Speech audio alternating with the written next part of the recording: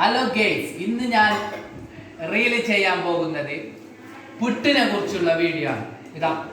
ഇതാണ് ഇന്ന് രാവിലെ ഞാൻ കഴിക്കാൻ ഉദ്ദേശിക്കുന്ന പുട്ട്. പുട്ടിൻ്റെ ഒക്കെ നല്ല സാമ്പാറുണ്ട്. ഇത് ചെമ്മീനാണ്. ചെമ്മീനിൻ്റെ ചാറുണ്ട്. ഇത് മാങ്ങ ഇട്ടതാണ്. ഓ കൈപൊള്ളി ഗേസ്, ചൂടുണ്ട്. ചെമ്മീനുണ്ട്, നണ്ടുണ്ട്, പുട്ടുണ്ട്, ചായ ഉണ്ട്, വെള്ളമുണ്ട്. മാത്രമേ എന്തുകൊണ്ടാണ് അറിയാം ഞാൻ ഈ വീഡിയോ ചെയ്യുന്നത്. പുട്ട് തിന്നിട്ട് നമ്മളൊരു കുടുംബത്തിൽ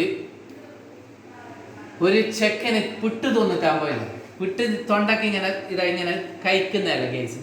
കറി വീതി ഞാനിത് സാമ്പാർ വയ്ക്കുന്നതാണ്. ഇങ്ങനെ കഴിച്ച് ആ ചെറിയ പയ്യൻ ഒരു 8 വയസ്സെന്തായി ഇങ്ങനെ കഴിച്ചിട്ടാകുമ്പോൾ ഇത് കുറച്ച് ഉറപ്പുള്ള സാധനമല്ലേ ഫ്രണ്ട്സ്. ഇത് തൊണ്ടയിലെ പുട്ട്. ചെക്കൻ്റെ വീട്ടുകാർ ഇപ്പൊ എൻ്റെ ഈ ടേബിളിൽ ചായയുണ്ട്, വെള്ളമുണ്ട്. എനിക്ക് തൊണ്ടക്ക് പിടിച്ചെന്നല്ലോ, ഞാൻ കുറച്ച് വെള്ളം കുടിക്കും. അപ്പൊ തൊണ്ടയിൽ ഇങ്ങനെ ഇറങ്ങിയിട്ട് പോവല്ലോ ഫ്രണ്ട്സ്. ആ കിടായിന് ഇതൊന്നും ഉണ്ടായിട്ട. ആ കിടായിൻ്റെ അമ്മ എന്തോ വെള്ളവും കൊടുത്തിട്ട് ഇത് ചെറിയൊരു കുട്ടിയാണ്.